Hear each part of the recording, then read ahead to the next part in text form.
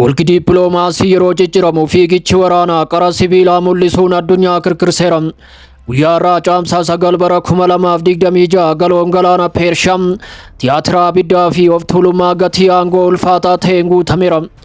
Qilleensi lolaas jechoota akka sibiilaa qara qabu furdateera. Pirezidaantiin Ameerikaa Doonaald Tiraamp haleellaan taankaroota Iraan irratti raawwatame tapha jaalalaa qofa jechuun kuffisaniiru. Yaa ta'u malee uummanni Faarsii haara buufata doonirraa ka'uu keessa abidda malee jaalalli hin jiru jedhaniiru. Dubbii himaa ministeera dhimma alaa Ismaa'eel Baagaahii dubbii Ameerikaa kana maraatummaa jechuun dhoosaniiru. Haleellaan kun ofitti amanamummaa dhabuu fi araadarraa kan dhalatu jechuu waamaniiru. Haleellaan kamiyyuu salphina dhukaasa dhaabuu cabe dhoksuu akka hin dandeenye akeekkachiisaniiru.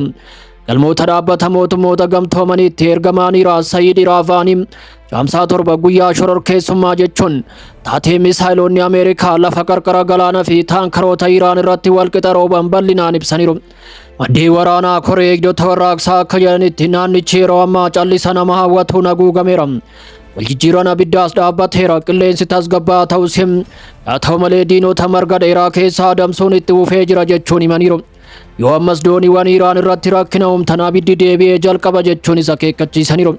Qilleensi har'aas urgooftuu bishaan soogiddaa fi raafama qilleensaa qorraa ta'e raafameera. Buufata doonii Ingiliiz awwaara uffate irraa kaasee haga cirreecha galaana galoo galaana Pershiyaa abiddaan gubateetti. Addunyaan kana booda seenaa qofa osoo hin taane gabateewwan humna wal cicciran ilaaluuf dirqamteetti. Jawween bara durii Biriteen dammaqu waraana Iraanitti makamuuf murteessuu himteetti. Tarkaanfii sheekoo durii sagalee galaanaa dhageessisuun Yuunaayitid Kiingdam humna galaanaa guddaa Diraagan jedhamu gara Iraanitti ergiteetti. Fuulli doonii balleessituu kun yeroo ammaa dambalii galaanaa keessa kutuun gara baha giddu galeessatti qajeeleera. Landan ejjennoo ishee ifa gooteetti. Ujummoon daldalaa addunyaa akka addaan citu hin hayyamnu jechuun ministeerri ittisaa Biriteen Faransaay cinaatti tumsa biyyoota hedduutti makamuu mirkaneesseera. Gama biraatiin Iraan sagalee sodaa osoo hin taane kan mormiin guutame dhageessisteetti. Muhammad Mokebar gaaddidduu hoogganaa warraaqsa Islaamaa jala dhaabbachuun haasaa qaxxaamuraa boordii biyyoota dhiyaa raase taasiseera. Istiriit oof Hormuz karaa bishaanii qofa osoo hin taane dandeettii boombii atoomikaa wajjin walgitu jechuun ibseera. Ijji addunyaa baha giddu galeessa irratti yeroo xiyyeeffattu galaanni Paasifikii baha awwaala callisaa ta'eera.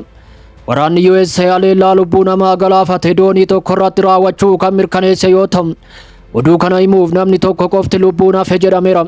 Waashingiten shororkeessitoota qoricha sammuu namaa hadoochuu oofan jette gara gadi fagootti dhidhimsiteetti.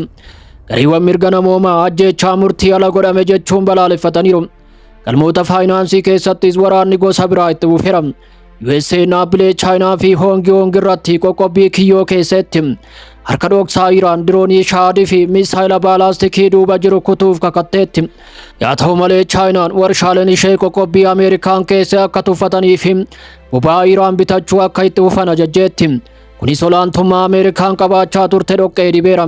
Halkan kana yeroo aduun bishaan addunyaa wal dorgoman irratti lixxu UK fi Faransaay armaadaa isaanii qopheessaniiru. Iraan qabxii addunyaa barbaachisaa ta'e irratti waardiyyaa dhaabbachuun eegaa jirti. Chaayinaa fi Raashiyaan Iraan waliin gaachana dippiloomaasii fi boba'aa uumaniiru.